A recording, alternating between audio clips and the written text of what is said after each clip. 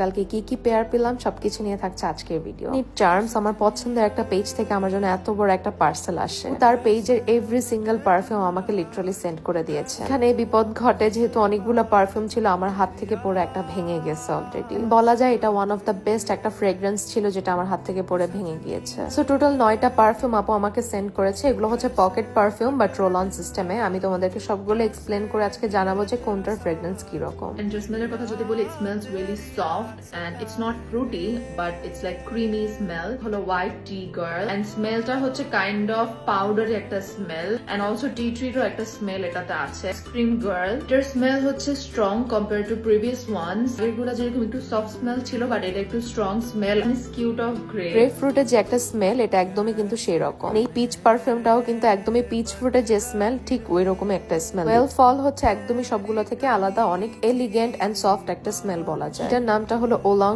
টি। আবার ভাবতে পারো টি ট্রির কোনো স্মেল নাকি, এটাতে টি এর একটা স্মেল ছিল বাট টি ট্রি না exactly. And last but not least unicorn এই ফ্রেগ্রেন্সটা হলো একদমই রোজের একটা ফ্রেগ্রেন্স, মানে টিপ গোলাপের যে একটা স্মেল থাকে সেটা। তোমরা যারা আমার মতো পকেট পারফিউম পছন্দ করো, ইনফিনিট চার্মস পেজ থেকে নিয়ে নিবে।